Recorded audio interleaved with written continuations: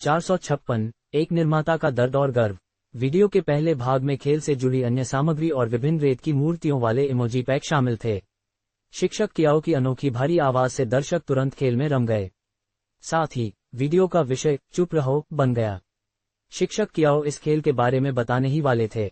बहुत से लोग नाराजगी और अन्य कारणों से इस खेल को नहीं खेल पाए। मैं खेल के बारे में विस्तार से बताऊंगा और इस खेल की मुख्य विशेषताओं पर चर्चा करूंगा। अगर आपको इसके बारे में पहले से जानकारी है तो कृपया सीधे अंतिम भाग पर जाएं। यह एक मल्टीप्लेयर हॉरर गेम है जिसके लिए इंटरनेट कनेक्शन जरूरी है। इसलिए सभी लोग अपने दिमाग से स्टैंडअलोन हॉरर गेम्स के बारे में बनी पुरानी धारणाओं को निकाल दें। आइए डर के एक नए दौर का अनुभव करें। पहले के स्टैंडअलोन हॉरर गेम्स केवल कुछ ही क्षेत्रों में डरावने प्रभाव पैदा करते थे। सेटिंग और मॉडल, अप्रत्याशित कथानक, अप्रत्याशित आश्चर्य। इन गेम्स में अक्सर कई डरावने दृश्य होते थे जैसे धुंध भरे रहस्यमय कस्बे, पागल ग्रामीणों से भरे नरभक्षी गांव, ज़ॉम्बी से भरी प्रयोगशालाएं आदि। वे सेटिंग के माध्यम से दृश्य और श्रव्य प्रभाव पैदा करते थे। साथ ही ये स्टैंडअलोन गेम्स खिलाड़ियों के डर को बढ़ाने के लिए कथानक का इस्तेमाल करते हैं। उदाहरण के लिए एनपीसी नायक को बांध देंगे और फिर नायक पर तरह तरह की यातनाएं देंगे जैसे उसकी आंखें निकालना, उसकी जीभ खींचना और उसकी उंगलियां काटना, जो कुछ भी वे कर सकते हैं। जब खिलाड़ी को मुख्य पात्र के प्रथम व्यक्ति परिप्रेक्ष्य में लाया जाता है तो आपको अत्यधिक भय का अनुभव होगा। अंत में कुछ अचानक झटके जैसे कि दरवाजा धकेलने पर अचानक एक लाश का गिरना और चलते समय अचानक किसी राक्षस द्वारा पकड़ लिया जाना, ये वो भय हैं जिनका अनुभव हम पारंपरिक स्टैंडअलोन हॉरर गेम्स में कर सकते हैं। बेशक ये बहुत ही क्लासिक हॉरर गेम सेगमेंट हैं, लेकिन अब मैं इस दृष्टिकोण की दो कमियों को इंगित करना चाहता हूं। पहला, उत्तेजना बहुत सीधी है। भय के प्रभाव को बढ़ाने के लिए कई निर्माता केवल अंधाधुंध रक्तपात जोड़ते हैं, तरह तरह के घिनौने राक्षस बनाते हैं और तरह तरह के यातनापूर्ण हॉरर प्लॉट तैयार करते हैं। लेकिन इस तरह की उत्तेजना मुख्य रूप से एक प्रकार की संवेदी उत्तेजना है जिससे कुछ शारीरिक असुविधा हो सकती है। साथ ही बहुत अधिक संवेदी उत्तेजना खेल को बहुत भारी बना देगी और लोगों को अशिष्टता का एहसास कराएगी। असली डर लोगों के दिलों से आता है। दूसरा, खेलने की पुनरावृत्ति दर अधिक नहीं है। खिलाड़ियों को पहली बार इस प्रक्रिया का अनुभव करते समय एक जबरदस्त झटका लगेगा। हालांकि गेम खत्म होते ही सब कुछ नीरस हो जाएगा। एक सामान्य गेमर इसे दोबारा खेलना नहीं चाहेगा। यह एक पार्कोर गेम बन जाएगा। एक हॉरर गेम अपना मूल अर्थ खो देगा। और बी क्वाइट इन दो समस्याओं को हल करने का एक नया तरीका साबित हुआ जिन्हें पहले कभी हल नहीं किया गया था। ये बहुत ज्यादा खूनी दृश्यों के बिना ही दिल में डर पैदा करता है और साथ ही गेम को अंतहीन रूप से खेलने की अनुमति देता है। इसके बाद खेल के बुनियादी गेम प्ले का परिचय दिया गया और शिक्षक कियाओ ने गेम प्ले पर दोबारा चर्चा की। खेल का प्रत्येक दौर खिलाड़ियों के समूह के अनुसार यादृच्छिक रूप से निर्धारित किया गया था। उन्हें मानचित्र पर भी यादृच्छिक रूप से स्थान दिया गया था। खिलाड़ी रिफ्रेश होकर वर्तमान मानचित्र पर एक निश्चित बिंदु पर फिर से दिखाई देंगे। प्रत्येक कमरे और वस्तुओं का उद्देश्य मानचित्र पर यादृच्छिक रूप से रिफ्रेश होता रहेगा। हालांकि तुलनात्मक रूप से कुछ कमरे बड़े और महत्वपूर्ण स्थान बेहतर वस्तुओं के साथ अधिक महत्वपूर्ण होंगे। 8 खिलाड़ी पुलिसकर्मी, भले इंसान, मानसिक रूप से बीमार मरीज और महत्वाकांक्षी षड्यंत्रकारी की भूमिका निभाएंगे। पुलिसकर्मी को छोड़कर कोई भी दूसरे को नहीं पहचान सकता था। प्रत्येक का एक अलग खेल लक्ष्य था। पुलिस और भले इंसान के लिए जीतने का तरीका अपेक्षाकृत सरल था। पूरा मानचित्र अवरुद्ध था। उन्हें हर जगह डिक्रिप्शन मंत्र खोजने थे। एक निश्चित संख्या में मंत्र सक्रिय होने पर एक यादृच्छिक निकास दिखाई देगा और हर कोई यादृच्छिक रूप से बच निकल सकता है। शिक्षक कियाओ ने खेल की सामान्य प्रक्रिया को 4 चरणों में विभाजित किया। पहला चरण मुक्त खोज चरण था जहां खिलाड़ी शुरुआत में एक दूसरे से दूर थे। उन्हें खुले स्थानों की खोज करनी थी। खिलाड़ी अलग अलग जगहों पर घूमते हैं और अपनी पहचान से जुड़ी ज्यादा से ज्यादा चीजें इकट्ठा करने की कोशिश करते हैं। उन्हें अपनी अगली चालें इन चीजों के आधार पर तय करनी होती हैं। अगला चरण होता है शुरुआती संपर्क का। आमतौर पर कुछ मानसिक रूप से बीमार खिलाड़ी इस समय पागल होने का नाटक करते हैं। हालांकि पुलिस और कई अच्छे लोग भी उन्हें घेर सकते हैं। कुछ मानसिक रूप से बीमार खिलाड़ी अच्छे लोगों का वेश धारण कर लेते हैं। कुछ खिलाड़ी अच्छे लोगों का वेश धारण कर लेते हैं। आमतौर पर पुलिस नक्शे में छिपे हुए डिक्रिप्शन मंत्र को खोजने के लिए दूसरे खिलाड़ियों को भी बुलाती है। खेल में मानसिक संतुलन का पैमाना तय होता है। जितने ज्यादा लोग इलाके में इकट्ठा होते हैं, वॉइस चैट शुरू करना उतना ही आसान हो जाता है। हालांकि वॉइस चैट से मानसिक संतुलन का पैमाना कम हो जाता है। इसलिए खिलाड़ियों के लिए लंबे समय तक एक जगह इकट्ठा रहना नामुमकिन होता है। उन्हें एक निश्चित तरीके से तितर बितर करना होगा और डिक्रिप्शन मंत्र की तलाश करनी होगी। इसके बाद खेल तीसरे चरण में प्रवेश करेगा, जो अराजकता का चरण था। इस चरण में कुछ मानसिक रूप से बीमार लोग अपने द्वारा जमा किए गए सभी प्रकार के उपकरणों से अच्छे लोगों पर बेतहाशा हमला करेंगे। अच्छे लोग भी पलटवार कर सकते हैं। बेशक मानसिक रूप से बीमार लोग किसी न किसी तरीके से अच्छे लोगों की मानसिक स्थिति को भी कम कर सकते हैं और उन्हें भी मानसिक रूप से बीमार बना सकते हैं, जिससे वे पागलपन की राह पर चलने के लिए मजबूर हो जाएं। संक्षेप में, इस समय खेल काफी अराजक होगा। खिलाड़ी एक दूसरे को नुकसान भी पहुंचा सकते हैं। अंतिम चरण समापन चरण था। आमतौर पर इस चरण में खिलाड़ियों की संख्या 2 या 3 तक ही सीमित रह जाती है। मानचित्र पर अधिकांश डिक्रिप्शन मंत्र हल हो चुके होते हैं। खिलाड़ी खोज के माध्यम से अपनी तकनीक और उपकरणों का उपयोग करके प्रतिस्पर्धा करेंगे और अंतिम जीत हासिल करेंगे। इसके बाद कियाओ लियांग ने संक्षेप में कुछ रोचक स्थितियों का वर्णन किया जिनका उसने सामना किया था। बेशक पेई कियान की नज़र में ये विवरण विशेष रूप से रोमांचक नहीं थे। खेल में मिलने वाली सुविधाओं की हमेशा एक सीमा होती थी, क्योंकि अगर यह बहुत जटिल होता तो खिलाड़ी इसे समझ नहीं पाते। ये शर्मनाक होता। हालांकि सबसे रोमांचक गेमिंग अनुभव तब मिलता था जब कोइटो पेई कियान के साथ होता था। उसने पहले कभी बी क्वाइट को गहराई से नहीं खेला था क्योंकि यह एक नेटवर्क गेम था और वह इसे अकेले नहीं खेल सकता था। शिक्षक कियाओ के परिचय के बाद पेई कियान को ये बात समझ में आई। खेल का प्रारंभिक चरण कुछ हद तक चिकन खाने जैसी चीजों को खोजना था। पहचान की सेटिंग थ्री किंगडम्स या द वेयरवुल्फ गेम जैसे बोर्ड गेम्स के समान थी। लड़ाई का हिस्सा डेड बाय डेलाइट जैसी असम्मित प्रतियोगिता जैसा था। खेल के 3 पहलू थे। पहला, इसकी रिप्लेबिलिटी में कुछ हद तक भाग्य का भी हाथ था। कई लोग खेल में निश्चित जीत हासिल करने की कोशिश करते हैं। उदाहरण के लिए, एक मानसिक रोगी को एक घर और औजार मिल जाते हैं जिनमें सैनिटी मीटर और स्वास्थ्य संबंधी वस्तुएं होती हैं। वे तुरंत नरसंहार शुरू कर देते हैं। कुछ लोग पुलिस का पीछा करके या शुरुआती चीजें अच्छी न होने पर भी अच्छा खेलकर अंतिम जीत हासिल कर लेते हैं। दूसरा चरण नियमों के दायरे में रहकर बुद्धि की परीक्षा थी। सीमित भाषा का प्रयोग करके अन्य खिलाड़ियों को आदेश देना या गुमराह करना, दूसरे खिलाड़ियों की पहचान का अनुमान लगाना किसी बोर्ड गेम से कम नहीं था। अंत में डेड बाय डेलाइट जैसे ऑपरेशंस का प्रदर्शन करना था। अधिक शक्तिशाली दुश्मनों को हराने के लिए प्रॉप्स और तकनीकों का उपयोग करना था। साथ ही एक कुशल खिलाड़ी को एक विशेष प्रकार के भय का अनुभव भी होता था। खिलाड़ी एक दूसरे से सावधान रहते थे। किसी को नहीं पता होता था कि कब अचानक उन पर हमला हो जाए। वे अंधेरे में सावधानी से बिना आवाज किए आगे बढ़ते थे। ऐसा डर दूसरे खिलाड़ियों से खिलाड़ी के दिल से निकलता था। इसलिए यह आम खेलों से कहीं ज्यादा डरावना था। उदाहरण के लिए, कुछ मानसिक रूप से बीमार खिलाड़ी जानबूझकर एक कमरे में छिप जाते थे। वे अच्छे लोगों के डिक्रिप्शन मंत्र खोजने का इंतजार करते और फिर अचानक बाहर निकलकर हमला कर देते। संक्षेप में, वीडियो कितना भी अच्छा क्यों न हो, इसे खुद खेलने के अनुभव को पूरी तरह से बयान करना नामुमकिन था। हालांकि कियाओ लियांग ने अपनी एडिटिंग तकनीक और विस्तृत विश्लेषण के जरिए इस गेम के मुख्य आकर्षणों का विश्लेषण किया। गेम के बारे में बात करते ही फक जैसे अपशब्दों से भरे कमेंट्स तुरंत नजर आने लगे। सबने आह भरी, क्या गेम को इस तरह भी खेला जा सकता है। आखिरकार वीडियो अपने अंतिम चरण में पहुंच गया। मुझे यकीन है कि इस वीडियो को देखने के बाद हर किसी को बी क्वाइट के बारे में कुछ न कुछ समझ आ गई होगी। तो मूल प्रश्न पर वापस आते हैं, प्रोडक्शन टीम ने ARG और आई ट्रैकिंग गेम बनाने के लिए इतनी मेहनत क्यों की? आपको ये जानना होगा कि वे कुछ भी न करके सीधे गेम बेचना शुरू कर सकते थे।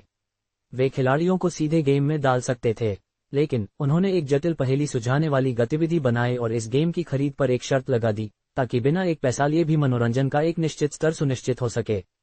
ऐसा इसलिए किया गया ताकि हर खिलाड़ी आसानी से गेम में शामिल हो सके। अगर खिलाड़ी गेम पर पैसे खर्च करने के बाद पाते कि गेम का कंटेंट उनके लिए उपयुक्त नहीं है, तो उन्हें रिफंड मांगना पड़ता, जो बहुत झंझट भरा होता। इसलिए प्रोडक्शन टीम ने इसे गेम के बाहर करने का फैसला किया ताकि अनुपयुक्त खिलाड़ियों को रिफंड की परेशानी से बचाया जा सके। कोई न कोई जरूर पूछेगा, अगर वह इस टेस्ट को पास कर ले तो क्या वह इस गेम के लिए उपयुक्त होगा? मुझे कहना होगा, शायद हाँ, लेकिन निश्चित रूप से नहीं। आइए सोचें, इस गेम बी क्वाइट की सबसे महत्वपूर्ण विशेषता क्या है? इसके लिए एक निश्चित बुद्धि, डरावने गेमों के प्रति अच्छी सहनशीलता और सीखने के प्रति गंभीर रवैया आवश्यक है। अब तक सभी को पता चल गया होगा, खरीद की पूर्व शर्त वास्तव में परीक्षा ही है। ARG का पहेली सुलझाने वाला पहलू खेल के लिए बुद्धि का प्रशिक्षण देने के लिए था, आंखों की ट्रैकिंग वाला गेम डरावने दृश्यों के प्रति सहनशीलता का अभ्यास कराने के लिए था, और पूरी परीक्षा ही यह जांचने के लिए थी कि क्या आप में धैर्य और सीखने के प्रति सकारात्मक रवैया है। अगर आप किसी कठिनाई का सामना करने के बाद हार मान लेते हैं या पहेली वाले गेम में आपकी रुचि नहीं है, या आपने डिक्रिप्शन तो पूरा कर लिया है लेकिन होमवर्क कॉपी करने की जहमत तक नहीं उठाई, या अगर आप आकर्षक गेम में बने नहीं रह सकते तो आप निश्चित रूप से बी क्वाइट का आनंद नहीं ले पाएंगे, बल्कि आप दूसरे खिलाड़ियों के गेमिंग अनुभव को प्रभावित करेंगे। ये परीक्षण एक साथ दो प्रकार के खिलाड़ियों का ध्यान रखता है। जो लोग इस गेम के लिए उपयुक्त थे उनके गेमिंग अनुभव की गारंटी दी गई। जो लोग उपयुक्त नहीं थे उनके समय और पैसे की बचत हुई। नुकसान सिर्फ गेमिंग कंपनी को हुआ, आय का नुकसान। हालांकि गेम कंपनियां गेम की लंबी उम्र और खिलाड़ियों के बेहतर अनुभव के लिए अपनी आय का ये हिस्सा छोड़ने को तैयार हैं। यहां तक कि जब इससे गर्मागर्म विवाद हुए और इसकी कड़ी आलोचना हुई, तब भी उन्होंने कोई स्पष्टीकरण नहीं दिया और चुप्पी साधे रखी। इसलिए कई लोगों ने कहा कि गेम विक्रेता बीमार है, वे इसे सीधे बेच सकते थे, उन्हें खरीद के लिए शर्त रखने की क्या जरूरत थी। क्या ये घिनौना नहीं था? मैं कहना चाहता हूँ, ये सचमुच ऐसा ही है। यह एक तरह से खिलाड़ियों को हतोत्साहित कर रहा है। लेकिन जरा शांत होकर सोचिए, क्या होगा अगर निर्माताओं ने ये सब अपने लिए नहीं बल्कि सभी खिलाड़ियों के बेहतर गेमिंग अनुभव के लिए किया हो। इसलिए इस सप्ताह का शीर्षक है, एक शीर्ष गेम डिजाइनर का दर्द और गर्व। उन्होंने खिलाड़ियों के बेहतर गेमिंग अनुभव के लिए गेम की खरीद के लिए इतनी जटिल शर्तें तय करने में बहुत मेहनत की। साथ ही उन्हें सभी खिलाड़ियों को समझाने में बहुत गर्व है, इसलिए उन्होंने शांत भाव दिखाया। कोई बात नहीं, अगर आप मुझे समझते हैं, मेरी प्रशंसा करें या मुझे डांटें, गेम तो यहाँ है। मुझे लगता है कि ऐसे विचारशील, व्यक्तिगत और कर्तव्यनिष्ठ गेम निर्माता का होना सभी घरेलू खिलाड़ियों के लिए एक आशीर्वाद है। बहुत सारे गेम डीलर खिलाड़ियों, बड़े खिलाड़ियों को खुश करने की पूरी कोशिश कर रहे हैं। आप पैसे देकर मास्टर बन सकते हैं और गेम में अपनी मनमानी कर सकते हैं। वे कोई बाधा नहीं डालते और न ही आपको अपना दिमाग इस्तेमाल करने देते हैं। माउस क्लिक करने मात्र से ही आपको कुछ झूठे अनुभव अंक और प्रॉप्स मिल जाते हैं। लेकिन क्या आप सचमुच खुश हैं? क्या आपका बटुआ खाली होता जा रहा है? क्या आपकी सोच और भी कठोर होती जा रही है? कितने समय से आपने किसी पहेली को सुलझाने या किसी नए प्रकार के गेम प्ले की खोज करने से आत्मा में रोमांच का अनुभव नहीं किया है? क्या आपको नहीं लगता कि ये दुख की बात है कि अधिकांश स्थानीय गेम डिजाइनर ऐसे गेम बना रहे हैं? इसलिए मुझे उम्मीद है कि इस खेल में रुचि रखने वाले छात्र शांत हो जाएंगे, डिजाइनर के वास्तविक इरादों को समझेंगे, धैर्यपूर्वक पूर्वापेक्षाओं को पूरा करेंगे और इस जटिल खेल का व्यक्तिगत रूप से अनुभव करेंगे। मुझे विश्वास है कि आप एक बिल्कुल अलग दुनिया की खोज कर पाएंगे। यह उन खेलों को संदर्भित करता है जिनमें खिलाड़ी केवल दौड़ता है और गति के साथ बाधाओं को पार करता है। अध्याय 457, बॉस पेई की पत्थर को सोने में बदलने की कला। वीडियो देखने के बाद पेई कियान चुप हो गया। उसके मन में दार्शनिक प्रश्न घूमने लगे। मैं कौन हूँ? मैं कहाँ हूँ? मैं क्या कर रहा हूँ? शिक्षक कियाओ के शब्द उसके कानों में गूंज रहे थे। एक शीर्ष गेम डिजाइनर का दर्द और गर्व, घरेलू खिलाड़ियों का भाग्य, आत्मा का कंपकंपी, एक और अद्भुत दुनिया, उलझन। यह एक गलतफहमी थी, पूरी तरह से गलतफहमी। प्रिय श्रोतागण, कृपया इस दुष्ट मोटे सुअर के धोखे भरे शब्दों पर ध्यान न दें। कृपया इस गेम की कम प्रतियां खरीदें, मैं आपसे विनती करता हूँ। हालांकि बुलेट स्क्रीन पर मिली प्रतिक्रियाओं ने पेई कियान की कल्पना को बेरहमी से चकनाचूर कर दिया। ये बात समझ में आती है। सच में किसी डेवलपर के लिए खिलाड़ियों को हतोत्साहित करने के लिए इतने जटिल कदम उठाना असंभव है। अब सोच रहा हूं तो इससे वाकई गेम का माहौल शुद्ध हो रहा है। मैं समझ सकता हूं, भले ही मुझे अभी भी यह अस्वीकार्य लगे। ये दिलचस्प लग रहा है। मैं इसे अभी खेलना चाहता हूं। मैं कई दिनों से यह गेम खेल रहा हूं। कुछ माहिर खिलाड़ियों के साथ खेलना वाकई मजेदार है। मुझे उम्मीद है कि ओल्ड कियाओ जल्द ही रणनीति और वॉक थ्रू लाइव पोस्ट करेंगे ताकि और भी लोग इस हाई एंड गेम का आनंद ले सकें। मैं सारी शर्तें पूरी करके इसे खरीदूंगा और खेलूंगा। पेई कियान ने लाचारी से आह भरी और चुपचाप वीडियो बंद कर दिया। शांग यांग गेम्स में ये जिजो और वांग शियाओबिन एक ही समय में टीचर कियाओ का लाइव स्ट्रीम देख रहे थे। दोनों ने इसे देखने के बाद कृतज्ञतापूर्वक सिर हिलाया। गुरु तो आम लोगों में ही होते हैं और शिक्षक कियाओ बॉस पेई के विश्वासपात्र बनने के योग्य हैं। उन्होंने सचमुच बॉस पेई के असली इरादों को समझ लिया, वांग शियाओबिन ने भावुक होकर कहा। ये जिजो मुस्कुराए। ये वाकई अद्भुत है। गेम निर्माता होने के नाते हमें इसका एहसास बॉस पेई द्वारा ARG बनाने के बाद ही हुआ। वह हमसे ज्यादा पीछे नहीं है। शिक्षक कियाओ का एक खिलाड़ी के रूप में बॉस पेई के इरादों को इतनी अच्छी तरह समझना कितना सराहनीय है। हमने शुरू में सोचा था कि यह गेम तब पूरा हो जाएगा जब इसमें कोई बग न हो और हॉरर का अनुभव शानदार हो। हालांकि ये पूरा होने से बहुत दूर था। ऐसा इसलिए था क्योंकि यह एक जटिल गेम प्ले वाला गेम था। यह शायद तुरंत हिट न हो पाए, इसलिए असली बात यह है कि इसे लंबे समय तक कैसे चलाया जाए। बी क्वाइट गेम में खिलाड़ी को धैर्यवान होना होगा और गेम की सेटिंग को समझने के लिए अपने दिमाग का इस्तेमाल करने की इच्छा होनी चाहिए। सभी को सर्वश्रेष्ठ गेमिंग अनुभव तभी मिलेगा जब सभी गेम में निपुण होंगे। गेम रिलीज के समय हम सभी को ये पता था, लेकिन हमने कुछ नहीं किया। शायद हमने इस मामले की गंभीरता को नहीं समझा या हमें लगा कि यह एक अनसुलझी समस्या है। सौभाग्य से बॉस पेई ने इसे समझ लिया और हमारी मदद की। वांग शियाओबिन ने सिर हिलाया। जी हाँ, खिलाड़ियों को चुनने और प्रशिक्षित करने के लिए चालाक ARG और आई ट्रैकिंग गेम को शर्त बनाना वाकई एक अच्छा तरीका है। हालांकि मुझे चिंता इस बात की है कि इस तरह की स्क्रीनिंग में कहीं कोई छिपे हुए खतरे तो नहीं हैं। चाहे कुछ भी हो, इस तरह की स्क्रीनिंग से निश्चित रूप से बहुत सारे नए खिलाड़ी जो इस जाल में फंस गए हैं, बाहर हो जाएंगे। इसके अलावा यह एक ऑनलाइन गेम है। लंबे समय में नए खिलाड़ी नहीं आएंगे और मुझे डर है कि यह धीरे धीरे एक वीरान सबब बन जाएगा। ये जिजो ने सिर हिलाते हुए मुस्कुराते हुए कहा। नहीं, क्या आपको लगता है कि बॉस पेई उन समस्याओं के बारे में नहीं सोचेंगे जिनके बारे में आपने सोचा है? असल में बॉस पेई की कार्रवाई स्क्रीनिंग नहीं है। आपने गलत समझा है। बूढ़े कियाओ तो बस एक यूपी मास्टर हैं, पेशेवर गेम डिजाइनर नहीं। उन्होंने तो सिर्फ खिलाड़ियों पर स्क्रीनिंग के मौजूदा असर देखे हैं, भविष्य में होने वाले फायदों को नहीं। वांग शियाओबिन चौंक गया। ओह, आपका क्या मतलब है? ये जिजू ने आत्मविश्वास से कहा। मेरी समझ से बॉस पेई की पूरी रणनीति कम से कम 3 चरणों में बनती होनी चाहिए। पहला चरण खिलाड़ियों की शुरुआती स्क्रीनिंग थी। इसका मकसद ये सुनिश्चित करना था कि बी क्वाइट में आने वाले पहले बैच के खिलाड़ी ऐसे कुलीन खिलाड़ी हों जिनमें गेम प्ले को समझने और उच्च बुद्धि वाले खिलाड़ियों को सीखने का धैर्य हो। शुरुआती चरणों में बिक्री में कमी आएगी, लेकिन बी क्वाइट को छोटा और आकर्षक बनाए रखना खिलाड़ियों के अनुभव को सीमित दायरे में बनाए रखने और गेम की प्रतिष्ठा बढ़ाने के लिए ज्यादा फायदेमंद है। दूसरे चरण में गेम की प्रतिष्ठा लगातार बढ़ती जाएगी और नए खिलाड़ियों का निरंतर आगमन होता रहेगा। नए खिलाड़ियों के आने से पहले उन्हें ये सरल प्रशिक्षण दिया जाएगा। इसके अलावा चूंकि नए खिलाड़ियों की संख्या कम है, इसलिए वे खेल को जल्दी समझ लेंगे और पुराने खिलाड़ियों के मार्गदर्शन में आसानी से घुल मिल जाएंगे। इस प्रक्रिया में नए खिलाड़ी जल्दी ही अनुभवी खिलाड़ी बन जाएंगे। इसलिए ये तीसरा चरण खेल और उसके माहौल की प्रतिष्ठा बनाए रखेगा और साथ ही नए खिलाड़ियों को भी आकर्षित करेगा। इसके विपरीत, अगर शुरुआत में ही बहुत सारे खिलाड़ियों को मनमाने ढंग से आने दिया जाता, तो खेल का माहौल अव्यवस्थित हो जाता। नौसिखियों को पारंपरिक रोमांच नहीं मिल पाएगा और नौसिखियों के कारण उस्तादों का संतुलन भी बिगड़ जाएगा। पूरा खेल ही उलझ जाएगा। जोश जल्द ही अव्यवस्थित स्थिति में गिर जाएगा। दूसरे शब्दों में कहें तो बॉस पेई ने खेल के माहौल को बेहतर बनाने के लिए न सिर्फ खेल की बिक्री का त्याग किया, बल्कि दोनों ही लक्ष्य हासिल कर लिए। उन्होंने शुरुआती दौर में खेल की बिक्री में विस्फोटक वृद्धि को कुछ देर के लिए टाल दिया और उसके बाद हर महीने इसे समान रूप से फैला दिया। वांग शियाओबिन ने अचानक जवाब दिया, बिल्कुल सही। इस महीने की कमाई का त्याग करके आने वाले महीनों की कमाई को लगातार बढ़ने देना, ये तो कमाल की, देरी से मिलने वाले लाभ की योजना है। ये जीजू ने खिड़की की ओर सिर घुमाकर आह भरी। हो सकता है बॉस पेई ने खुद खेल के विकास में हिस्सा न लिया हो, लेकिन उन्होंने कुछ दिनों तक ARG खेलकर पत्थर को सोने में बदलने जैसा कमाल कर दिखाया। ये हुनर वाकई अद्भुत और बेजोड़ है। हमें बॉस पेई के पीछे पीछे कड़ी मेहनत करते रहना होगा।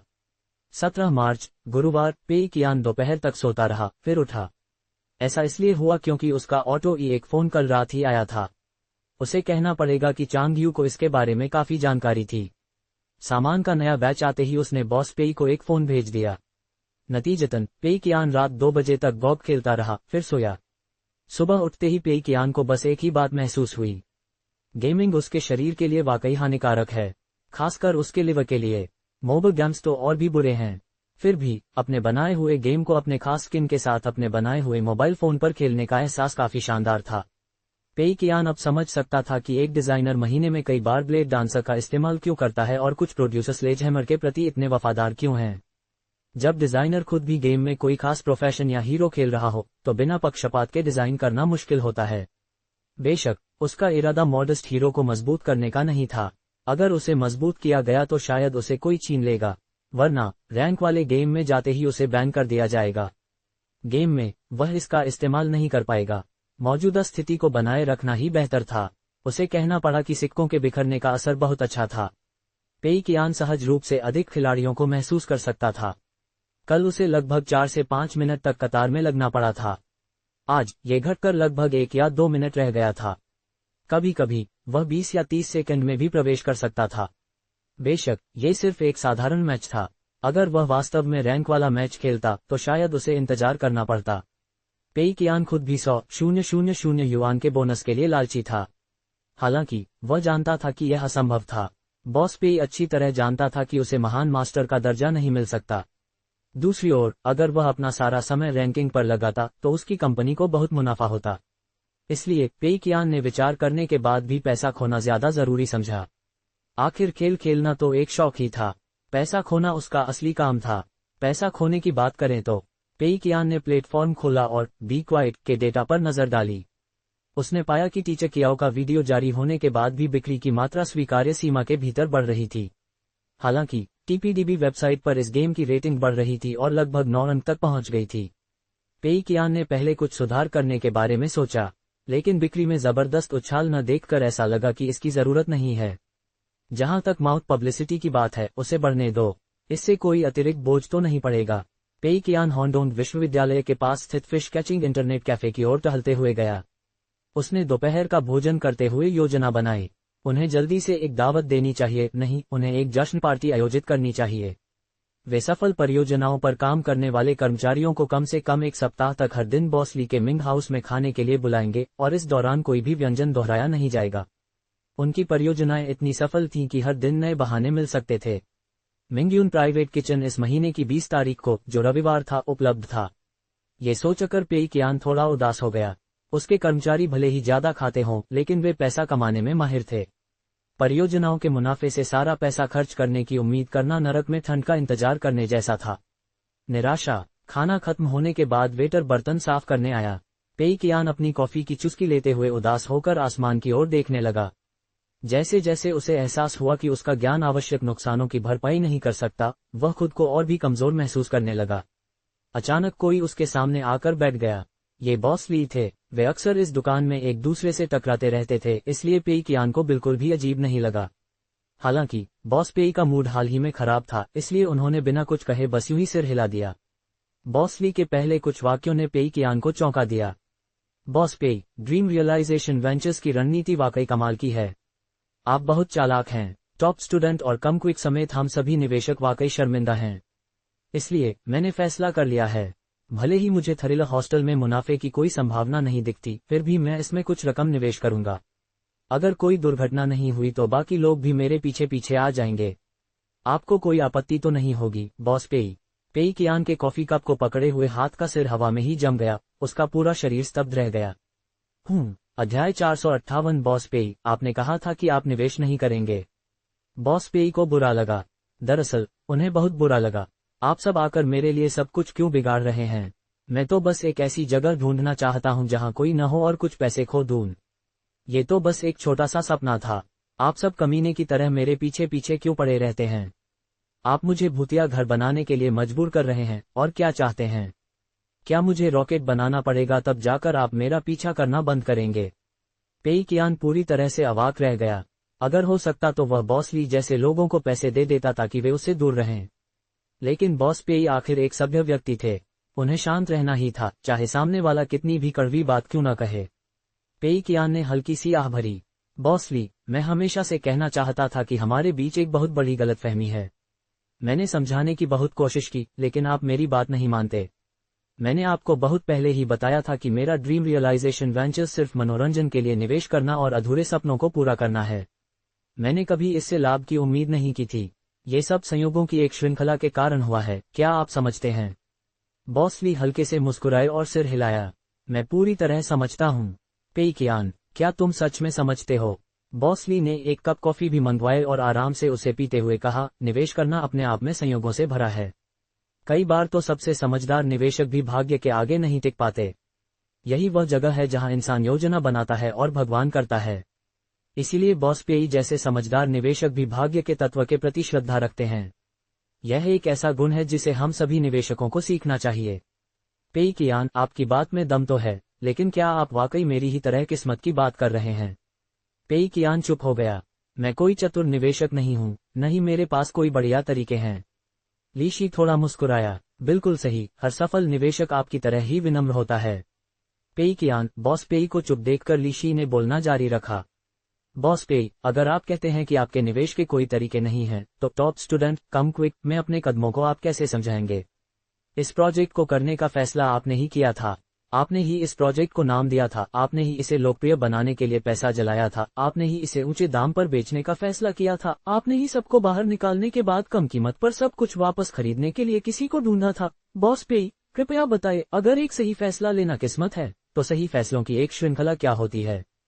पेई कियान चुपचाप आह भरते हुए बोली, ये तो स्वर्गिक बदकिस्मती है। लीशी मुस्कुराए बिना नहीं रह सकी। बॉस पेई, अरे बॉस पेई, हमेशा की तरह मजा किया। मुझे पता है कि आप दूसरे निवेशकों से हमेशा सावधान रहते हैं। टॉप स्टूडेंट, कम क्विक में आपकी चालाक चालों ने इस बात को साबित कर दिया था। लेकिन हमें इससे कोई आपत्ति नहीं है। ये बिल्कुल स्वाभाविक है, वरना हम आपको एक योग्य निवेशक नहीं मानते, क्योंकि इसका मतलब होता कि आप उतने निर्दयी नहीं हैं। संक्षेप में, हमें अपने कटोरे से एक घूंट लेने की अनुमति देकर आप पहले से ही बहुत उदार हैं। इसलिए अगर आपकी बातें हमेशा सच और झूठ के बीच झूलती रहती हैं, तो भी कोई बात नहीं। मुझे इस तरह के संवाद की आदत है। पेई कियान, क्या आप पागल हो गए हैं? बॉस ली, आप जैसे अच्छे निवेश फर्म के सीईओ अचानक इतने बड़े आत्मपीड़ित कैसे बन गए? मैंने आपको जो कुछ भी बताया है वह सच है, बात सिर्फ इतनी है कि आप मानते हैं या नहीं। एक ही दुनिया में, एक ही परिवार में, एक ही कार्यक्रम में, एक ही वर्ग में, एक ही प्रजाति में, एक ही लिंग के, एक ही भाषा बोलने वाले दो प्राणी शक की एक श्रृंखला को जन्म दे सकते हैं। कितना अविश्वसनीय है। बॉस पेई को चुप देखकर बॉस ली के होंठ ऊपर की ओर मुड़ गए। ऐसा लग रहा था मानो बॉस पेई अभी भी अनजान होने का नाटक कर रहे हों। अगर ऐसा था, तो वह केवल बॉस पेई की उन्हें चुप कराने की तरकीबों का ही अनुमान लगा सकते थे। लीशी ने शांति से कॉफी की एक घूंट ली। ठीक है, अगर बात सिर्फ टॉप स्टूडेंट जल्दी आओ ऐप के संचालन की होती, तो मैं इसे महज किस्मत मान सकता था। लेकिन बॉस पेई, आप साझा फोन बूथ परियोजना के बारे में क्या कहेंगे? पेई कियान ने कहा, वह सब झांग वांग ने किया था। मेरा उसमें कोई हाथ नहीं था। ठीक है। लीशी के चेहरे पर हल्की सी मुस्कान अभी भी थी। तो फिर ग्लोरी ऑफ गॉड्स का क्या उसे डिजाइनर ने खुद ही विकसित किया था? पेई कियान ने सिर हिलाया। हाँ, लीशी की मुस्कान और भी खिल उठी।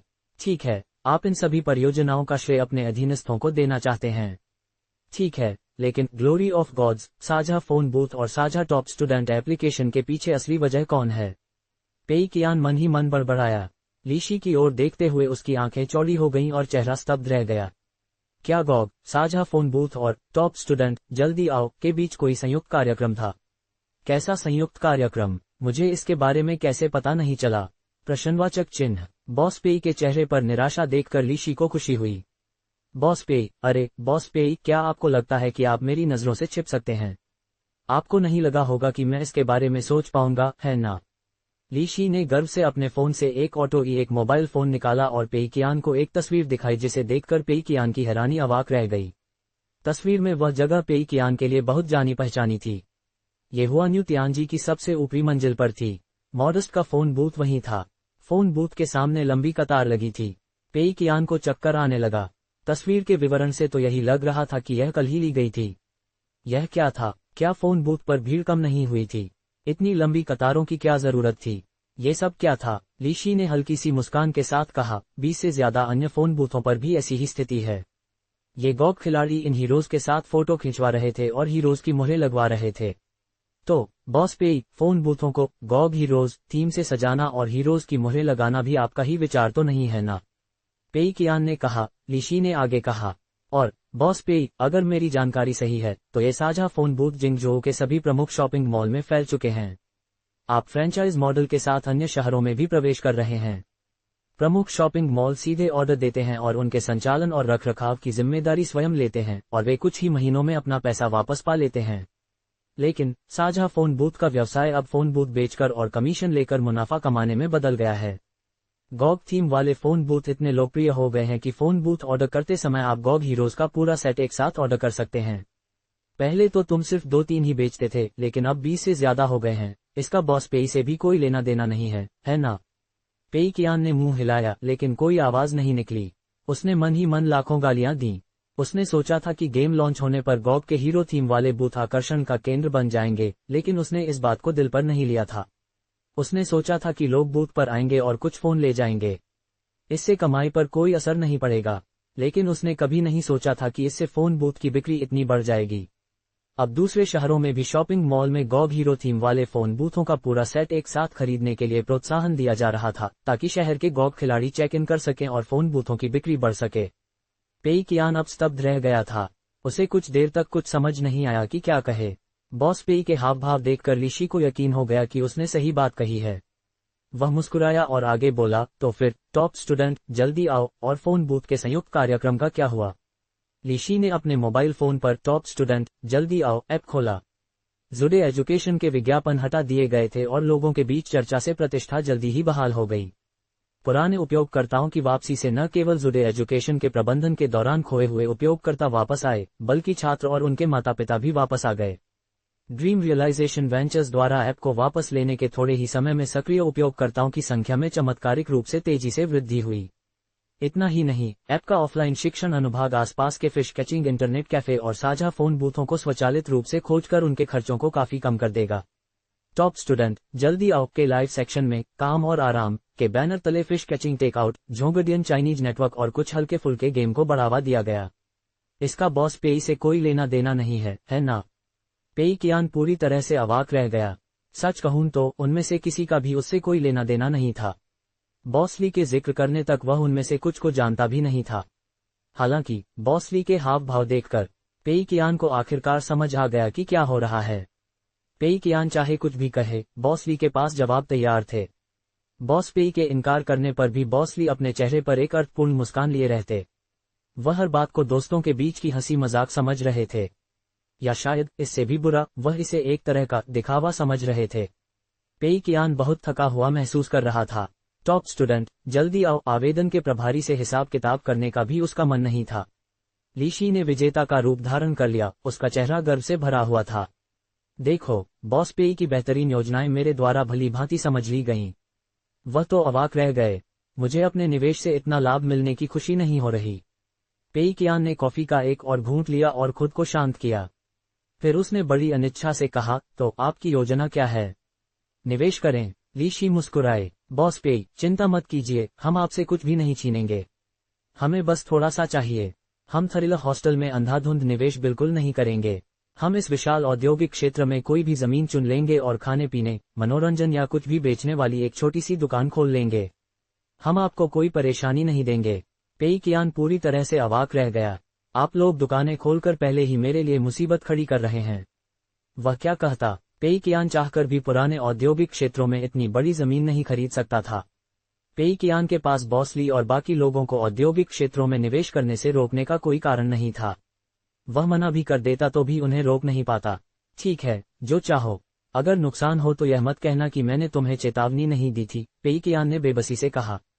लीशी हंस पड़ा। बेशक बॉस पेई, हम इस क्षेत्र में बहुत समय से हैं। हमें निवेश के जोखिमों की अच्छी समझ है। इसके अलावा बॉस पेई ने हमें इतना पैसा कमाने में मदद की है। हम इसे केवल बॉस पेई को कुछ वापस देने के रूप में ही देख सकते हैं, भले ही इसे नुकसान हो। चिंता की क्या बात है? पेई कियान, मुझे इस बात का कोई खंडन नहीं है क्योंकि आपकी बात तर्कसंगत लगती है। अध्याय 459 इतनी जल्दी बदलाव कैसे आ गया? 18 मार्च शुक्रवार, शांगयांग गेम्स में लिन वान के हाथों में एक ऑटो ई1 था जिसे वह प्रशंसा से देख रही थी और उससे खेल रही थी। दरअसल एक बार इसकी आदत हो जाने पर यह उतना भारी नहीं है। इतना ही नहीं, शुरुआत में मुझे एक हाथ से इतनी बड़ी स्क्रीन को चलाना मुश्किल लगता था, लेकिन अब छोटी स्क्रीन पर कुछ देखना तो जैसे यातना है। एक बार हाई रिफ्रेश रेट और दमदार बैटरी वाली स्क्रीन का स्वाद चख लेने के बाद वापस लौटना मुश्किल होता है। लगता है बॉस पेई ने मोबाइल फोन के अनुसंधान और विकास की दिशा तय करने से पहले हर बात का ध्यान रखा था। उनमें दूरदर्शिता बहुत है। लिन वान पहले शेनहुआ के फ्लैगशिप मॉडल का इस्तेमाल कर रही थीं। जब उन्होंने ऑटो ई1 पर स्विच किया तो उन्हें तालमेल बिठाने में थोड़ी मुश्किल हुई। हालांकि पिछले कुछ दिनों में यह समस्या धीरे धीरे दूर हो गई। दरअसल कुछ दिनों तक गॉग पर खेलने के बाद उन्होंने सभी स्किन्स भी खरीद लीं। काम के इस चरण को पूरा करने के बाद लिन वान बेहद खुश थीं। पिछले कुछ महीने उनके लिए आसान नहीं रहे थे। वह एक ही समय में शांगयांग गेम्स और ऑटो टेक्नोलॉजीज दोनों की जिम्मेदारी संभाल रही थीं और दोनों भूमिकाओं को एक साथ निभाना बेहद मुश्किल था। शांगयांग गेम्स एक हॉरर गेम विकसित कर रहा था जिससे चीजें और भी कठिन हो गईं। सौभाग्य से लिन वान ने कुछ प्रमुख सदस्यों के साथ विदेश में एक प्रसिद्ध भूतिया घर का बार बार दौरा किया, बिग बॉस रुवान गुआंगजियान से मदद ली और बॉस पेई ने गेम को अंतिम रूप दिया, जिसके बाद बी क्वाइट बनकर तैयार हो गया। हालांकि बिक्री बहुत ज्यादा नहीं हुई, लेकिन गेम की प्रतिष्ठा बहुत अच्छी थी। इससे भविष्य में लंबे समय तक फायदा मिल सकता है। बॉस पेई शायद खुश होंगे। है ना। मोबाइल फोन के कारोबार की बात करें तो लिन वान के पास चांग यू पर भरोसा करने के अलावा कोई चारा नहीं था, क्योंकि वह एक साथ बहुत सारे काम नहीं संभाल सकती थी। फिर भी लिन वान की मेहनत को भी पूरा श्रेय दिया जाना चाहिए। उन्होंने मोबाइल फोन की कीमत बढ़ाने के लिए तेंगदा की अन्य शाखाओं का उपयोग करने का सुझाव दिया था और उन्होंने अन्य सहायक कंपनियों के साथ बातचीत की थी। कुल मिलाकर लिन वान इस दौरान अपने प्रदर्शन से बहुत संतुष्ट थीं। बेशक कुछ कमियां भी थीं। उदाहरण के लिए बी क्वाइट की बिक्री आसमान छू नहीं पाई थी और ऑटो ई मुख्य रूप से केवल जिंगजोऊ में ही बिक रहा था, खासकर तेंगदा के गेमर्स को। मोबाइल फोन को ईश्वरीय आविष्कार नहीं कहा गया था और न ही यह हर घर की जरूरत बन पाया था। हालांकि इंसान को हमेशा सुधार की गुंजाइश रखनी चाहिए। कारोबार के मामले में लिन वान खुद को एक आम इंसान मानती थीं। वह सिर्फ बॉस पेई की कर्मचारी होने के नाते हर समय खुद को उनसे तुलना नहीं कर सकती थी। इससे उसे ही नुकसान होता और कड़ी मेहनत करने की उसकी प्रेरणा खत्म हो जाती। वैसे भी उसे पूरा यकीन था कि चाहे वह कितनी भी मेहनत कर ले, बॉस पेई के स्तर तक कभी नहीं पहुंच पाएगी। इसलिए उसने जमीन से जुड़े रहने पर ध्यान केंद्रित किया और धीरे धीरे एक एक कदम बढ़ाते हुए अच्छा काम करने लगी। फिलहाल सारा शोध और विकास कार्य पूरा हो चुका था, लेकिन कुछ काम अभी भी बाकी थे। उदाहरण के लिए बी क्वाइट एक ऑनलाइन गेम था। एक तरफ उन्हें बग्स ठीक करने और सिस्टम के कार्यों को बेहतर बनाने का काम जारी रखना था। दूसरी तरफ खिलाड़ियों की रुचि बनाए रखने के लिए उन्हें लगातार नई सामग्री जारी करनी थी। ऑटो ई के लिए भी उन्हें अपडेट और रखरखाव का काम करना था। जाहिर है उसका मौजूदा कार्यभार शोध और विकास के दौरान के कार्यभार से कहीं कम था। लिन वान अब काफी राहत महसूस कर रही थी। वह ऑनलाइन शॉपिंग साइट्स ब्राउज कर सकती थी, बैग खरीद सकती थी या गेम खेल सकती थी। ये कहा जा सकता है कि वह बहुत संतुष्ट थी। साथ ही उसे बॉस पेई द्वारा किसी भी क्षण नया काम दिए जाने का इंतजार भी करना था। उसे याद आया जब बॉस पेई ने उसे 2 बड़े काम सौंपे थे, शांगयांग गेम्स और मोबाइल फोन का कारोबार। लिन वान को लगा था कि वह इन कामों को संभाल नहीं पाएगी और सब कुछ गड़बड़ कर देगी। लेकिन सब कुछ ठीक हो गया। लिन वान भावुक हो उठी। ऐसा लग रहा था मानो बॉस पेई को अपने कर्मचारियों की क्षमता का सही अंदाजा था। कमाल था। लिन वान अपने परिवार को अपनी उपलब्धियों के बारे में बताने और खासकर लिन यू को दिखाने के लिए बेताब थी। क्या शेनहुआ अपना फ्लैगशिप मॉडल 8000 युआन से ज्यादा में बेच सकता है? क्या सच में हमारा तेंगा बेच सकता है? लिन वान ने लिन यू के हैरान चेहरे की कल्पना की और उत्साहित हो उठी। जैसे ही वह ये सोच रही थी, उसे अपने मोबाइल फोन पर एक संदेश मिला, हमारा वर्कस्पेस कल से आधिकारिक तौर पर जिंगजोऊ में शिफ्ट हो रहा है। अब से हम पड़ोसी होंगे, हमारा ध्यान रखना। ये संदेश रुवान गुआंगजियान का था। लिन वान की आंखें चमक उठीं। क्या बड़े बॉस ने आखिरकार शंघाई में अपना सारा काम निपटा लिया।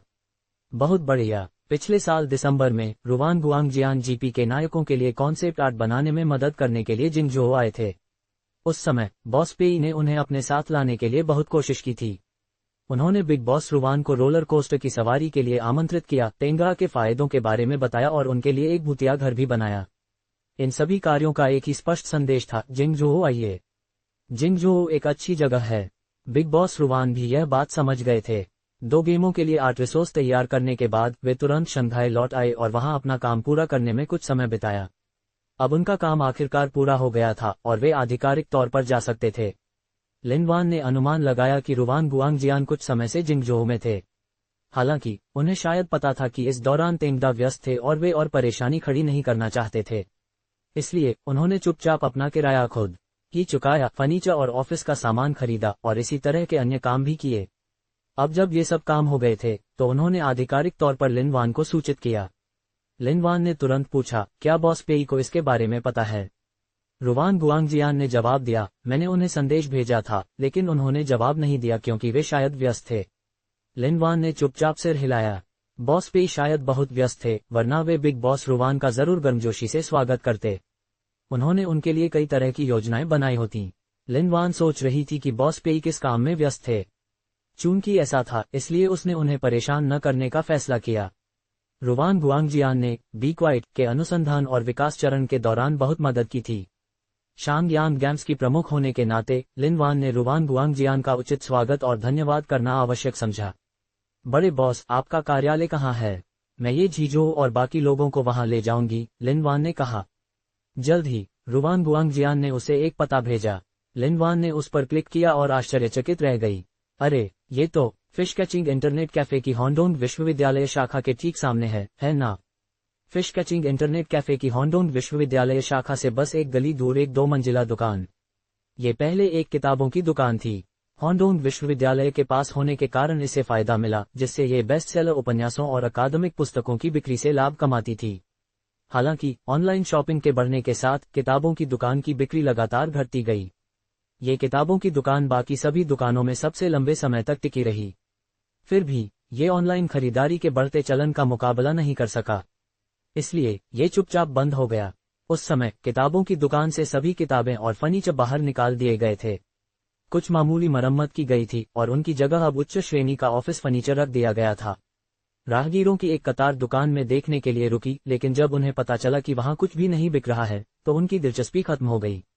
भीड़ धीरे धीरे छंट गई। एक गली दूर फिश कैचिंग इंटरनेट कैफे में पेई कियान अपनी कॉफी पीते हुए जीवन के बारे में सोच रहा था। बॉस ली के साथ परसों हुई बातचीत आज भी उसे परेशान कर रही थी, इसलिए पेई कियान को एक दिन के लिए गायब हो जाना ही पड़ा। हेदे शेंग और यूपिंगान से बदला लेने का भी उसका मन नहीं था। काफी सोच विचार करने के बाद पेई कियान को लगा कि सिर्फ उन दोनों को सजा देना अजीब होगा, क्योंकि अब तो कई परियोजनाएं सफल साबित हो रही थीं। कहावत है ना, इतने सारे कर्ज होने पर एक कर्ज की चिंता करने का कोई मतलब नहीं। पेई कियान को इतने सारे कर्मचारियों ने धोखा दिया था कि उसे अपने झगड़ों का हिसाब रखना मुश्किल हो रहा था। उसे एहसास हुआ कि कंपनी के प्रबंधन में एक गंभीर समस्या है। पहली बात तो ये कि पहले स्थान पर आने वाले को हटाने की प्रणाली अब कारगर नहीं रही। इतनी सारी लाभदायक परियोजनाओं के सामने सबसे लाभदायक परियोजना के प्रमुख को हटाने से समग्र योजना में कोई खास फर्क नहीं पड़ेगा। उसे कुछ और सोचना होगा। पेई कियान ने कॉफी की चुस्की ली और उदास होकर रणनीति बनाने की कोशिश की। उसके गायब रहने के दौरान कुछ लोगों ने उससे संपर्क करने की कोशिश की, लेकिन पेई कियान ने न तो उनके संदेश पढ़े और न ही उनका जवाब दिया। उन्हें मुख्य रूप से इस बात का डर था कि बुरी खबर मिलने पर वे टूट जाएंगे। इससे उनकी रणनीति बनाने की क्षमता प्रभावित हो सकती थी और वे लाभ को हानि में बदलने के तरीके सोचने से वंचित रह सकते थे। उनके अधीनस्थ भी जाहिर तौर पर बॉस पेई के गायब हो जाने के आदी हो चुके थे। भले ही वे उनके संदेशों का जवाब न दें, वे अपने काम खुद ही पूरे कर लेते थे। पेई कियान ने खिड़की से बाहर देखते हुए सड़क के उस पार 2 मंजिला दुकान में कुछ हलचल देखी। किताबों की दुकान 2 हफ्ते पहले ही बंद हो चुकी थी, लेकिन दुकान का 2 दिन पहले जीर्णोद्धार हुआ था। पेई कियान सोच रहे थे कि यह बहादुर योद्धा कौन है। दरअसल ये जगह इतनी अच्छी नहीं थी, वरना पेई कियान ने उस समय फिश कैचिंग इंटरनेट कैफे की शाखा खोलने के लिए ये जगह नहीं चुनी होती। लोग यहाँ दुकानें खोलना फायदेमंद समझने लगे थे, सिर्फ इसलिए क्योंकि फिश कैचिंग इंटरनेट कैफे ने हाल ही में पूरे इलाके में रौनक ला दी थी। फिर भी पेई कियान को उनसे ज्यादा उम्मीदें नहीं थीं। दुकान 3 महीने से भी कम समय में बंद हो सकती है। हम ज्यादा दिन तक पड़ोसी नहीं रह पाएंगे। मैं उनकी कितनी तारीफ करता हूँ। पेई कियान ने पहले भी किताबों की दुकान संभालने के बारे में सोचा था, लेकिन कई दौर के बाद वह एक बुनियादी सिद्धांत समझने लगा था।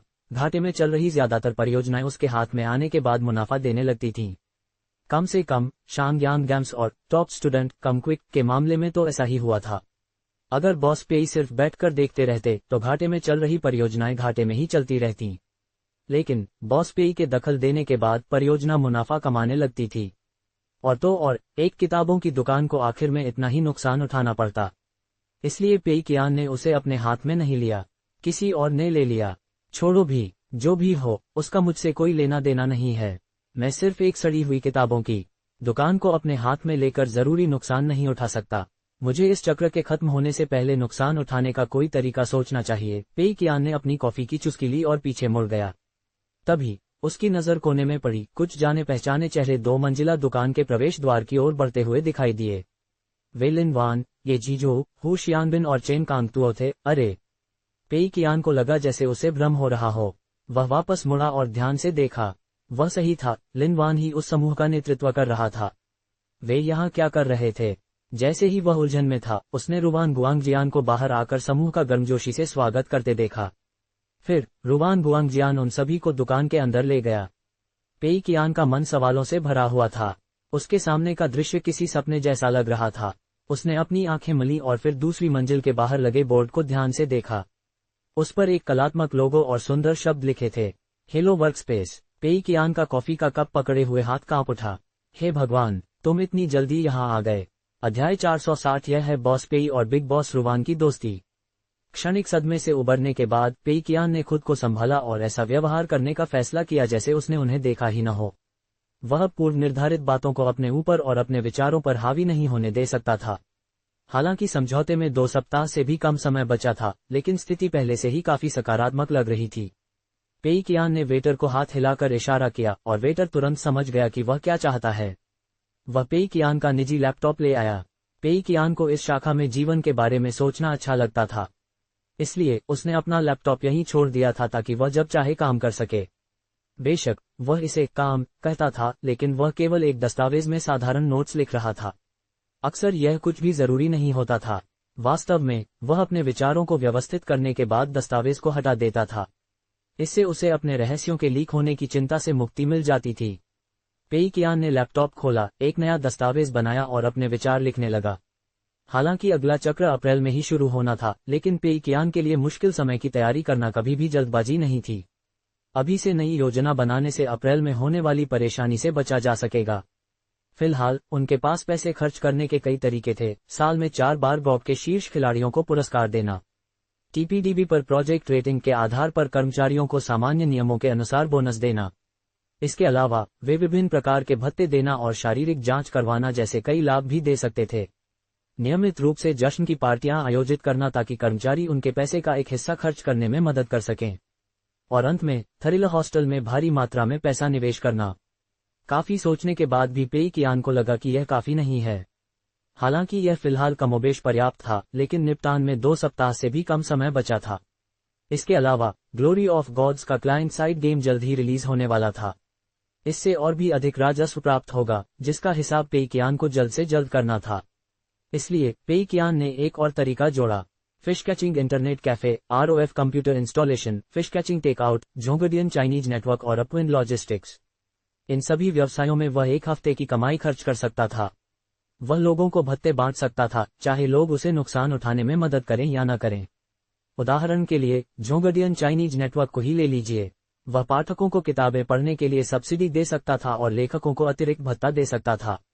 इससे एक ही बार में दोगुनी खुशी मिल जाती। उसका सारा पैसा पल भर में खत्म हो जाता। इसे सिस्टम द्वारा प्रचार के प्रयास के रूप में देखा जाएगा। इसकी अनुमति दी जाएगी। बेशक ऐसा करने से इस चक्र में नुकसान होने की संभावना बढ़ जाएगी और अगले चक्र की शुरुआत में उसका जीवन और भी कठिन हो जाएगा। इसलिए पेई कियान को सभी छिपे हुए खतरों को खत्म करने के तरीके सोचने होंगे। उसे अगले चक्र से नए उपाय अपनाने होंगे। पेई कियान ने अपने दस्तावेज में एक नई पंक्ति शुरू की और फिर विचार मंथन जारी रखा। प्रथम स्थान बर्खास्तगी प्रणाली अब और काम नहीं कर सकती थी। हालांकि पेई कियान का इसे खत्म करने का कोई इरादा नहीं था। आखिरकार ये प्रणाली उसे कुछ छिपे हुए खतरों को खत्म करने में मदद कर सकती थी। इसके बिना तेंगरा गैम्स शायद अभी जितना कमा रहा है उससे भी अधिक कमा सकता था। उसे बस इस प्रणाली को पूरक और परिपूर्ण बनाना था।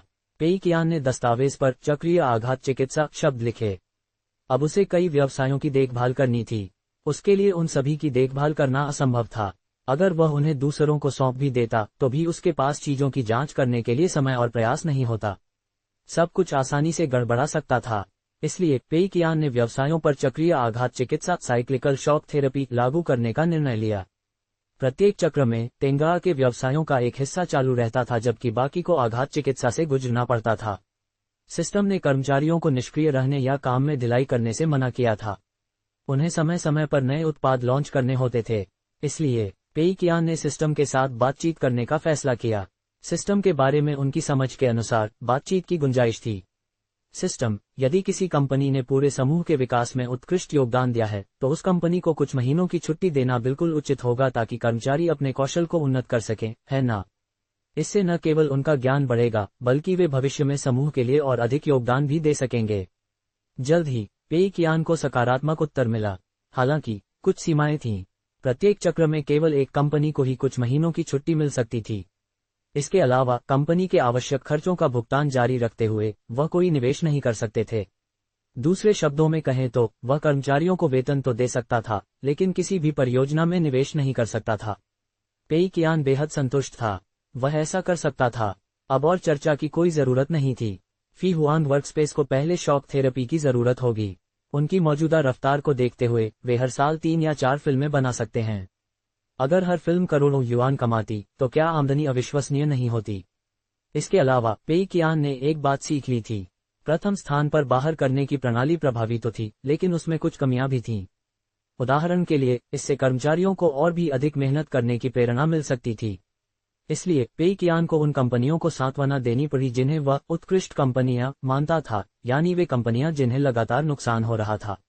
वह प्रथम स्थान बहिष्करण प्रणाली के साथ साथ अंतिम स्थान पुरस्कार प्रणाली भी शुरू करने जा रहा था। पेई कियान ने पहले ही सोच लिया था कि यह पुरस्कार किसे दिया जाए। अपविंड लॉजिस्टिक्स। स्थापना के बाद से ही अपविंड लॉजिस्टिक्स बॉस पेई के लिए लगातार घाटा उठा रही थी। लू मिंगलियांग ने घाटे को मुनाफे में नहीं बदला था और इस तरह उसने बॉस पेई का गहरा विश्वास हासिल कर लिया था। पेई कियान ने यह भी सोच लिया था कि पुरस्कार क्या होगा। इसे टेंगा कॉर्नरस्टोन अवार्ड कहा जाएगा। वह इस पुरस्कार को इस तरह समझा सकता था कि अपविंड लॉजिस्टिक्स ने अन्य कंपनियों की सेवा के लिए कड़ी मेहनत की है और इस प्रकार टेंगा कॉर्पोरेशन के तीव्र विकास का आधारशिला है। बेशक, उन्हें केवल इसलिए पुरस्कृत किया जाएगा क्योंकि वे सबसे अधिक घाटा उठा रहे थे। इस पुरस्कार के माध्यम से पेई कियान अन्य कंपनियों को ये संकेत देना चाहता था, भले ही आप घाटा उठा रहे हों, आपको दंडित करने के बजाय पुरस्कृत किया जाएगा। वह इसमें देरी नहीं कर सकता था। पेई कियान अपविंड लॉजिस्टिक्स को आधारशिला पुरस्कार से सम्मानित करेगा। इस चक्र का अंत में पेई कियान उन कंपनियों और विभागों पर अधिक पैसा खर्च करेगा जिन्होंने तेंगा के साथ मिलकर काम किया था। तेंगा हमेशा से कई अन्य कंपनियों के साथ काम करता रहा है।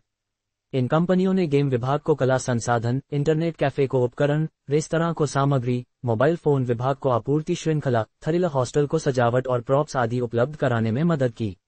आधुनिक समाज में विशेषज्ञता और श्रम विभाजन की आवश्यकता पर बल दिया जाता है। अच्छे उत्पाद बनाने के लिए तेंगा को विभिन्न अन्य कंपनियों के साथ मिलकर काम करना पड़ता था। तेंगा की प्रसिद्ध भावना के अनुरूप तेंगा ने हमेशा उन अन्य कंपनियों के साथ काम करते समय सर्वोत्तम परिणाम प्राप्त करने के लिए सर्वोत्तम मूल्य चुकाने पर जोर दिया था। इन क्षेत्रों में सभी खर्चों को अधिकतम किया गया था। फिर भी यही कारण था कि पेई कियान को इन कंपनियों पर पैसा खर्च करना जारी रखने के लिए कुछ नया सोचना पड़ा। उदाहरण के लिए, सामग्री की खरीद को ही लें। पेई कियान बाजार मूल्य में 10% जोड़कर दूसरी पार्टी से अनुरोध कर सकता था कि वह उच्चतम गुणवत्ता वाली सामग्री केवल तेंगा को ही आपूर्ति करे। बेशक, दूसरी पार्टी अपने अच्छे माल में से केवल सबसे बेहतरीन सामग्री ही चुन पाएगी। स्वाद में ज्यादा फर्क नहीं होगा और ज्यादातर ग्राहक तो पकने के बाद फर्क पहचान भी नहीं पाएंगे। फिर भी उन सामग्रियों को खरीदने में ज्यादा पैसा खर्च होगा। यही बात दूसरे व्यवसायों के लिए भी लागू हो सकती है। कुल मिलाकर पेई कियान बाजार के उच्चतम मानकों से भी ऊपर टेंगा मानक का भ्रम पैदा करके टेंगा के साझेदारों पर और ज्यादा पैसा लुटाने की कोशिश कर सकता था। सब कुछ लिखने के बाद पेई कियान ने दस्तावेज को शुरू से अंत तक पढ़ा और फिर संतुष्टि से सिर हिलाया। हाँ, अब मुझे बहुत अच्छा लग रहा है। उसने तुरंत दस्तावेज को सहायक शिन को भेजा और उसे निर्देश दिया कि वह योजना को विभिन्न कंपनियों को भेज दे ताकि वे जरूरी तैयारी कर सकें। इसके बाद पेई कियान ने दस्तावेज को अपने लैपटॉप से डिलीट कर दिया और लैपटॉप वेटर को वापस दे दिया, जिसने उसे सुरक्षित रख दिया। जैसे ही वह उठा और जाने की तैयारी करने लगा, पेई कियान ने रुवान गुआंगजियान और अन्य लोगों को मुस्कुराते हुए सड़क पार करते देखा। उन्होंने इंटरनेट कैफे का दरवाजा खोला और अंदर चले गए। पेई कियान को देखते ही उनकी आंखें चमक उठीं। बॉस पेई, रुवान गुआंगजियान भी मुस्कुरा रहे थे। मेरा वर्कस्पेस सड़क के उस पार शिफ्ट हो गया है। बॉस पेई, अगर हो सके तो नियमित रूप से हमसे मिलने आइएगा। अगर आपके पास हमारे लिए कोई काम हो तो बस बता दीजिए। आप निश्चिंत रहिए और अपने सारे कॉन्सेप्ट आर्ट हमारे वर्कस्पेस को सौंप दीजिए। पेई कियान हल्के से हंसे। जरूर, मुझे आपकी क्षमताओं पर कोई शक नहीं है। मेरी पीठ के घावों से बहता ताज़ा खून इसका सबसे बड़ा सबूत है। ठीक है, मुझे काम है, मैं पहले चलता हूँ। आप सब लोग भाई गुआंगजियान का ख्याल रखिएगा। पेई कियान ने लिनवान, चेन कांगतुओ और बाकी लोगों को देखते हुए ये कहा। मैं कल मिंगयुन प्राइवेट किचन में एक सभा का आयोजन करूंगा। भाई गुआंगजियान को साथ लाना याद रखिएगा। हम रेस्टोरेंट से उनके स्वागत के लिए और टेबल लगाने को कहेंगे। हालांकि पेई कियान रुवान गुआंगजियान को ज्यादा पसंद नहीं करते थे, फिर भी उन्होंने उन्हें साथ आने के लिए आमंत्रित किया। आखिरकार एक अतिरिक्त व्यक्ति का मतलब था एक और पेट भरना, और हर अतिरिक्त व्यंजन पर पेई कियान का पैसा खर्च होता। जब पेई कियान जितना हो सके उतना पैसा खर्च करने की कोशिश कर रहा था, तो वह छोटी छोटी बातों पर कंजूसी कैसे कर सकता था। आखिर बॉस पेई तो बड़े दिल के मालिक थे। निर्देश देने के बाद पेई कियान ने समूह को अलविदा कहा और चला गया। उसे यह सोचने की भी जरूरत नहीं थी कि वे किस बारे में बात करने वाले थे। जाहिर है, वे गॉग और बी क्वाइट की सफलता के बारे में बात करने वाले थे। रुवान गुआंगजियान द्वारा खुद डिजाइन किए गए साझा फोन बूथ भी जिंगजोऊ के सभी लोगों के लिए खरीदारी का पसंदीदा अड्डा बन गए थे। अगर पेई कियान तब नहीं जाता तो उसे और भी मुश्किलों का सामना करना पड़ता। बॉस पेई की पीठ देखते हुए रुवान गुआंगजियान निराश हुए बिना नहीं रह सके। वे बॉस पेई के साथ बैठकर ड्रिंक करने और हालचाल पूछने के लिए उत्सुक थे। बॉस पेई इतनी जल्दी में चले गए। लिन वान को भी बुरा लगा। फिर भी उन्होंने सबको कॉफी एरिया में बैठने का इशारा किया। सबने कॉफी या सॉफ्ट ड्रिंक ऑर्डर की और फिर एक दूसरे से हालचाल पूछने लगे। उसी समय लिन वान के मोबाइल फोन में वाइब्रेशन हुई। यह असिस्टेंट शिन का मैसेज था। उन्होंने जल्दी से मैसेज खोला और बॉस पेई द्वारा लिखा एक दस्तावेज देखा। इसमें भविष्य में उनके काम के लिए कई शर्तें लिखी थीं। इसमें ऐसे इनामों का भी जिक्र था जिन्हें देखकर किसी भी दूसरी कंपनी का कर्मचारी ईर्ष्या से लाल हो जाता। हालांकि लिन वान को इनमें से किसी भी बात पर हैरानी नहीं हुई क्योंकि ये बॉस पेई के स्वभाव के अनुरूप थीं। लेकिन जब उसने आखिरी पंक्ति पढ़ी तो उसकी हैरानी दूर हो गई। जब हम अपस्ट्रीम फर्मों के साथ काम करते हैं या अन्य कंपनियों को काम आउटसोर्स करते हैं तो हमारी मौजूदा खरीद कीमतों में 10 से 20% की बढ़ोतरी करें ताकि वे तेंगदा कॉर्पोरेशन को सर्वोत्तम वस्तुएं और सेवाएं प्रदान कर सकें। ये पढ़कर लिन वान दंग रह गई। पूरे दस्तावेज को एक बार फिर शुरू से अंत तक पढ़ने के बाद लिन वान ने उस आखिरी पंक्ति का स्क्रीनशॉट लिया और अपना मोबाइल फोन रुवान गुआंगजियान को दे दिया। क्या रुवान गुआंगजियान ने मोबाइल फोन लिया, जो स्पष्ट रूप से उलझन में था। इसे पढ़ते ही उसकी आंखें चौड़ी हो गईं। ये, लिन वान ने सिर हिलाया। मुझे लगता है कि यह खास तौर पर आपके लिए जोड़ा गया है, बॉस रुवान। सभी जानते थे कि तेंगदा हमेशा कला सामग्री और अन्य चीजें खरीदने के लिए सर्वश्रेष्ठ कंपनियों का चयन करता था। उनकी खरीद कीमतें शुरू से ही बहुत अधिक नहीं हो सकती थीं। फिर भी बॉस पेई अब गुणवत्ता में मामूली वृद्धि के बदले खरीद कीमतों में 10 से 20% की वृद्धि पर जोर दे रहे थे। तो फिर बॉस पेई यह नीति क्यों बना रहे थे? जाहिर है, सुधार इसका एक कारण था। ये तेंगदा की भावना के अनुरूप था। हालांकि ये बात हैरान करने वाली थी कि बॉस पेई ने ऐसी नीतियां ऐसे नाजुक मोड़ पर बनाई जब बिग बॉस रुवान ने अपना कार्यक्षेत्र जिंगजोऊ में स्थानांतरित किया। जाहिर है, बॉस पेई को हेलो वर्कस्पेस के जिंगजोऊ में स्थानांतरित होने से चिंता थी। यह एक विदेशी भूमि थी और हेलो वर्कस्पेस के कर्मचारियों में एक बड़ा बदलाव आया था। बेशक नए जीवन की शुरुआत कठिन होती है। इसी से इस लाभप्रद नीति का औचित्य स्पष्ट होता है। बॉस पेई रुवान गुआंगजियान के हेलो वर्कस्पेस को बड़ी ही सूक्ष्मता से मदद और समर्थन दे रहे थे। ये एक गहरी दोस्ती थी। सभी मुस्कुराए बिना नहीं रह सके। बॉस पेई काम में व्यस्त थे और उनके पास बिग बॉस रुवान के साथ भोजन करने का समय नहीं था। हालांकि जाहिर है कि वे अपने पुराने दोस्त को भूले नहीं थे। वास्तव में वे इतने सूक्ष्म और विनम्र तरीके से अपनी सच्ची चिंता व्यक्त कर रहे थे। रुवान गुआंगजियान मुस्कुराए। पहले जो निराशा उन्हें महसूस हुई थी वह गायब हो गई थी। अब वे आभारी और भावुक थे। मैं समझता हूँ। मैं अपने वर्कस्पेस में सभी को लगातार सुधार करने के लिए प्रोत्साहित करूंगा ताकि हम बॉस पेई को निराश न करें। अगली बार हम बॉस पेई को और भी उत्कृष्ट कलाकृतियां भेंट करेंगे। उद्धरण चिन्ह।